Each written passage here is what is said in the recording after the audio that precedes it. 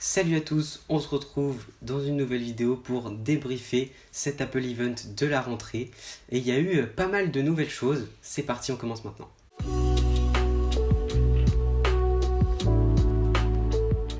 Apple a démarré en parlant des Apple Watch avec la nouvelle Apple Watch série 8. Il y a maintenant des capteurs de température sur la montre pour capter la température de notre corps mais aussi la température extérieure. Il y a une nouvelle fonctionnalité dans le suivi du cycle des femmes. Maintenant, la montre sera capable de prédire la période d'ovulation pour les femmes. Elles pourront recevoir une notification si la montre détecte un changement ou une variation dans le cycle. Une nouveauté en termes de sécurité que j'espère on n'aura besoin de jamais utiliser, c'est la détection des accidents. Avec les accéléromètres et les gyroscopes dans la montre, elle sera capable de détecter si on a eu un accident de voiture avec l'ouverture des airbags, etc. Et si on ne répond pas avant un certain, je crois que c'est 10 secondes, et la montre appellera les secours et en donnant notre géolocalisation pour qu'on puisse être secouru. Le mode économie d'énergie de la montre est repensé et en activant ce dernier, on pourra aller jusqu'à 36 heures de batterie. Alors comment ça va marcher et pourquoi autant d'autonomie? C'est parce que quand on l'activera, la montre va par exemple désactiver les automatisations d'arrière-plan ou tout simplement la détection automatique d'exercice, toutes ces petites choses pour essayer d'améliorer l'autonomie de la montre. Les Apple Watch cellulaires à partir de la série 5 disposeront désormais de l'itinérance internationale, c'est-à-dire que pendant un voyage à l'étranger, ou pendant un voyage tout court, on pourra rester connecté à un réseau cellulaire. La série 8 est disponible en 4 couleurs, minuit, lumière stellaire, argent et product red. Donc ça c'est pour les boîtiers en aluminium, et pour les boîtiers en acier inoxydable, ce sera disponible en or, argent et graphite. Autre nouveauté aussi, on pourra maintenant utiliser les cadrans Nike sur n'importe quel Apple Watch. Donc ça c'est très cool parce qu'il y a certains cadrans Nike que j'aime beaucoup et qui sont très beaux, mais que je peux pas utiliser du coup parce que j'ai pas une Apple Watch Nike Edition. Donc voilà, donc ça c'est très cool parce qu'il y a certains cadrans qui sont super. La série 8 GPS commencera au prix de 500 € et la série 8 cellulaire au prix de 620 €. Apple continue dans les Apple Watch en nous parlant de l'Apple Watch SE seconde génération disponible en 3 couleurs, minuit, lumière stellaire et argent. Et elle disposera des mêmes capteurs que la série 8. Donc c'est une série SE un peu améliorée, destinée plus pour les enfants, pour leur première montre connectée, pour rester en contact avec leurs parents quand ils sont à l'école, etc. Apple continue encore avec les Apple Watch en nous présentant une toute nouvelle Apple Watch, l'Apple Watch Ultra. C'est une montre qui sera faite pour tout ce qui est sport extrême, pour les aventuriers, pour vraiment les gens qui ont besoin d'une montre résistante à n'importe quelle condition, que ce soit le chaud, le froid, les chocs, tout ce que vous voulez. Donc c'est un nouveau boîtier un peu plus gros, avec une espèce de petite excroissance où se trouve le bouton latéral et la couronne digitale, qui est d'ailleurs avec plus de crans. La couronne digitale dispose de plus de crans. L'écran est plus lumineux et plus grand pour par exemple une meilleure visibilité quand on est sous l'eau, parce que oui, il y a par exemple une nouvelle application sur cette Apple Watch qui s'appelle Profondeur, pour une application qui est destinée aux plongeurs, pour avoir plein de données sur sa plongée, donc le temps, la profondeur, la pression, etc. Il y a un nouveau bouton qui fait son apparition sur l'autre côté de la montre. C'est un bouton qu'ils ont appelé le Action Button, donc c'est un bouton d'action orange qui est personnalisable. Donc on pourra lancer par exemple un exercice avec, ou quand on est sur les cadrans, faire un certain type d'action, etc. Donc voilà, c'est cool parce que ça fait toujours un bouton en plus pour une action personnalisable, donc c'est sympa. Il y a 3 micros et 2 haut-parleurs sur cette nouvelle montre pour des appels encore plus clairs, plus précis. Il y a une nouvelle batterie donc qui est évidemment plus grosse, pas parce que le boîtier est plus gros. Une batterie qui peut aller jusqu'à 36 heures d'autonomie, voire même 60 heures d'autonomie, avec une nouvelle fonctionnalité dont ils n'ont pas parlé dans l'Apple Event et qui sera présentée plus tard cet automne. Mais j'ai hâte de voir parce que 60 heures d'autonomie, c'est pas mal. Truc à savoir aussi, chaque Apple Watch Ultra est configuré d'office en cellulaire. Donc voilà, il n'y a pas d'Apple Watch seulement GPS, c'est cellulaire d'office. Il y a 3 nouveaux bracelets pour accompagner cette nouvelle Apple Watch. Donc des bracelets qui sont évidemment destinés aux aventuriers. Le bracelet alpin, randonnée et océan. Le GPS est plus précis, parce que là on a un GPS bifréquence pour encore plus de précision. On pourra programmer des parcours à l'avance, placer des points de balisage sur son parcours, c'est-à-dire que par exemple, si on est perdu, et ben la montre aura préalablement disposé des espèces de petites balises et il nous faudra juste suivre avec la montre l'itinéraire pour se retrouver. C'est un peu voilà, comme le petit poussé si on veut. Il y a une nouvelle fonction d'alarme qui peut aller jusqu'à 86 décibels. Si on est en situation d'urgence, qu'on est perdu, on peut activer cette alarme pour espérer que quelqu'un nous entende. Je vous ai parlé tout à l'heure de la nouvelle application Profondeur, et ben il y en a une deuxième qui s'appelle Oceanic Plus, qui sera disponible sur les Apple Watch et sur les iPhones pour avoir des analyses avant et pendant et même après sa sortie en plongée. Donc pour les plongeurs, pour les apnéistes, on pourra avoir les conditions telles que la marée, la visibilité, le courant, tout ça. Donc on pourra un peu débriefer et regarder les analyses de sa séance après sur son iPhone. Cet Apple Watch commence au prix de 999 €. Donc ça fait cher, mais c'est évidemment pas une montre destinée à tout le monde. C'est vraiment pour les gens qui font du sport extrême, qui ont vraiment besoin d'un matériel qui tienne la route, qui a de la batterie résistante, n'importe quelle condition, tout ça. Donc c'est évidemment pas fait pour tout le monde et ça a un prix. On continue dans le domaine de la musique. Apple nous a présenté des nouveaux AirPods Pro avec une puce H2. Donc c'est la puce H1 avant et maintenant H2. C'est celle qui permet une connexion ultra rapide entre les AirPods et les appareils Apple. Et donc elle est encore plus puissante pour encore plus d'efficacité. Nouveauté très cool dans ces AirPods, c'est l'audio spatial personnalisé. Alors qu'est-ce que c'est, comment ça marche? Ce sera la possibilité de personnaliser pour chaque personne l'audio spatial. Donc comment ça marche? Avec iOS 16 et les iPhones avec une caméra True Depth, je sais pas comment on dit, en gros la caméra Face ID quoi, on pourra venir scanner nos oreilles et donc elles vont faire un espèce de truc en 3D de nos oreilles. Enfin l'iPhone va faire un espèce de truc 3D de nos oreilles pour pouvoir personnaliser au mieux l'audio spatial pour chaque utilisateur.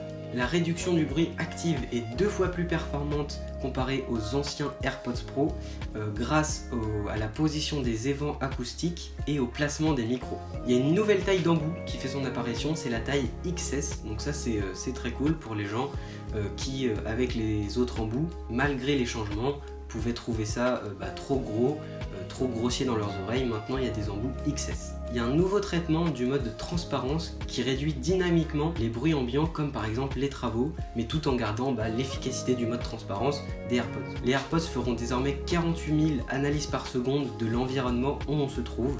Donc voilà, c'est vraiment énorme pour un maximum d'efficacité dans la réduction de bruit et le mode transparence. Nouveauté aussi, on peut maintenant augmenter ou baisser le volume en swipant directement sur l'écouteur, donc ça c'est pas mal. On a une autonomie de 6 heures d'écoute en une seule charge et jusqu'à 30 heures d'écoute avec le boîtier. Nouveauté sur le boîtier d'ailleurs, qui dispose maintenant d'un haut-parleur, donc si on le cherche, il pourra émettre un bruit pour qu'on puisse le retrouver. Et il y a aussi un petit emplacement pour mettre un cordon si on veut, donc pour l'accrocher n'importe où.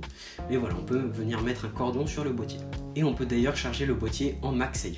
Allez, maintenant on passe aux iPhones et Apple nous a présenté les nouveaux iPhone 14. Cette année, c'est la disparition des iPhone mini, qui je pense n'avaient pas assez marché pour les 12 mini et les 13 mini pour Apple, voilà. Donc ils ont décidé d'abandonner les mini.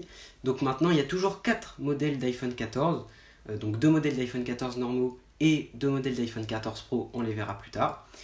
Donc il y a le 14 normal en 6,1 pouces et le 14 Plus en 6,7 pouces. Disponible en 5 couleurs, minuit, lumière stellaire, un nouveau bleu, un violet et un product red. La batterie est améliorée et Apple nous dit qu'on pourra désormais atteindre la journée d'autonomie avec les iPhone 14. Concernant les puces, c'est une A15 Bionic comme dans les iPhone 13 Pro. La caméra principale passe en 12 mégapixels, il y a désormais un capteur un peu plus grand et elle peut ouvrir jusqu'à 1.5.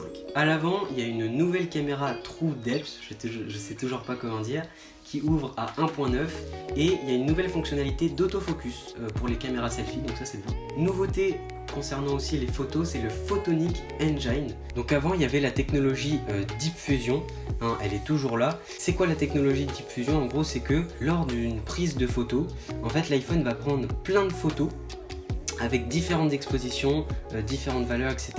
pour ensuite les assembler et faire la photo parfaite. Et en fait là, le procédé sera le même mais avec encore plus de photos, donc encore plus de variations de luminosité, etc. pour avoir un rendu parfait. Il y a un nouveau mode en vidéo qui va s'appeler le Action Mode, donc le mode action.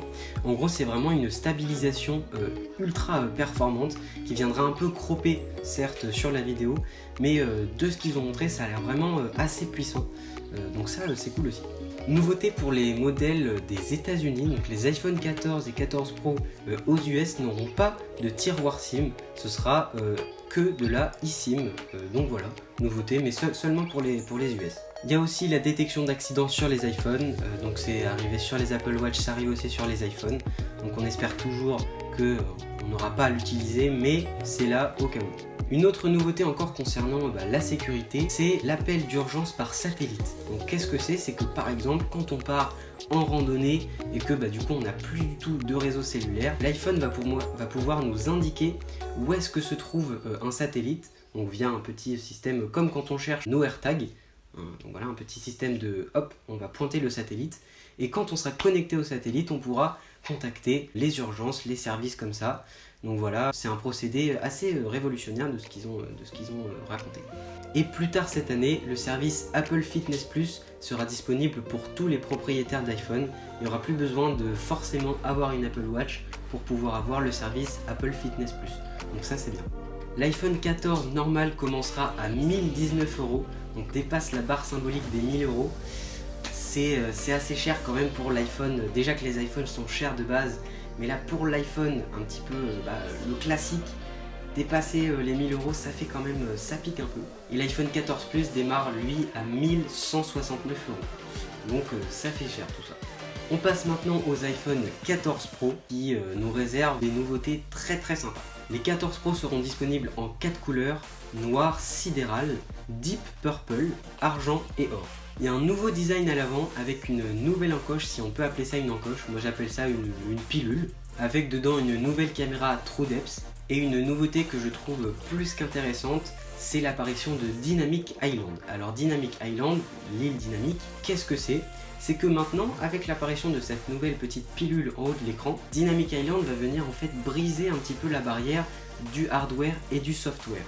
C'est-à-dire que par exemple, toutes les notifications, les animations qui se passent en haut de l'écran vont venir s'harmoniser dans la continuité de la pilule. Et en fait, c'est bien parce que c'est très intelligent ce qu'ils ont fait, parce que du coup, on vient utiliser la pilule. Enfin, c'est pas juste une pilule qui est en haut de l'écran et qui sert à rien.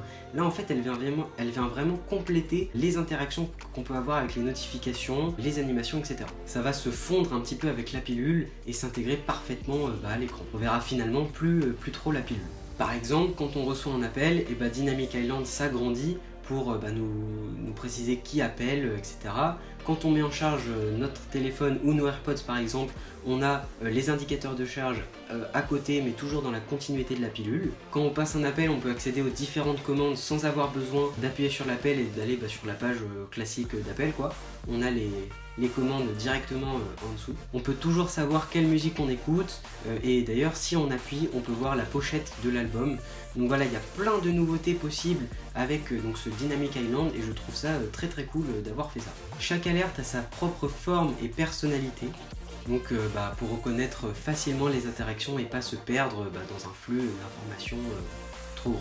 Quand on a plusieurs applications en arrière-plan qui sont potentiellement utilisées par Dynamic Island, on a en fait un petit poinçon qui vient s'ajouter à chaque fois. Je crois qu'on peut en avoir jusque 5. Donc la pilule plus 5 petits poinçons avec chaque application qu'on utilise. L'écran de cet iPhone est évidemment en Ceramic Shield et il est plus lumineux, il peut atteindre 2000 nits en plein soleil. Donc ça c'est très bien pour avoir de la visibilité en plein soleil parce que souvent c'est ce moment où on n'arrive pas à lire notre écran.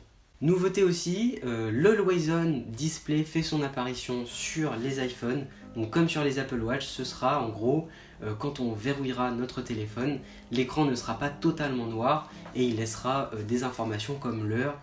En fait ce sera vraiment notre fond d'écran, mais un peu teinté, mais on verra toujours les couleurs et tout. Mais donc voilà, on pourra voir l'heure, les notifications, tout ça, sans avoir besoin de toucher forcément son téléphone ou de le prendre ou de le lever. Et donc ça c'est bien parce que ça utilise très peu d'énergie, parce que l'écran ProMotion de l'iPhone peut descendre jusqu'à 1 Hz, donc ça consomme rien. Et il est toujours rafraîchi en permanence pour pouvoir avoir toutes les nouvelles données sur l'écran en Always On. La puce de ces iPhone 14 Pro, c'est la puce A16 Bionic, donc une nouvelle puce, encore plus puissante, encore plus efficiente, avec plein de cœurs, des GPU, tout ça. Bon, ça j'y connais rien, mais voilà. Et les caméras de cet iPhone, enfin de ces iPhones, sont encore plus performantes qu'avant, avec une caméra principale de 48 mégapixels, avec un capteur 65% plus grand que les anciens modèles. Le Quad Sensor Pixel, donc qu'est-ce que c'est? C'est la possibilité de réunir 4 pixels en un seul pour des photos encore mieux définies. Et on peut par exemple filmer jusqu'en 4K 60 fps Dolby Vision. Donc c'est vraiment très cool. Ces nouveaux iPhones commencent bien évidemment au-dessus de la barre symbolique des 1000 €, avec l'iPhone 14 Pro qui commence à 1329 € et l'iPhone 14 Pro Max qui commence lui à 1479 €. Donc ça commence à faire très cher, et il peut même aller jusqu'à plus de 2000 € l'iPhone 14 Pro Max en configuration 1 Tera. En 1 Tera, l'iPhone 14 Pro Max est disponible au prix de 2129 €. C'est quand même très cher pour un téléphone. Et voilà, on en a maintenant fini avec le débrief de cette Apple Event rentrée 2022. J'espère que ça vous aura plu. On se dit rendez-vous dans une prochaine vidéo. Salut l'équipe!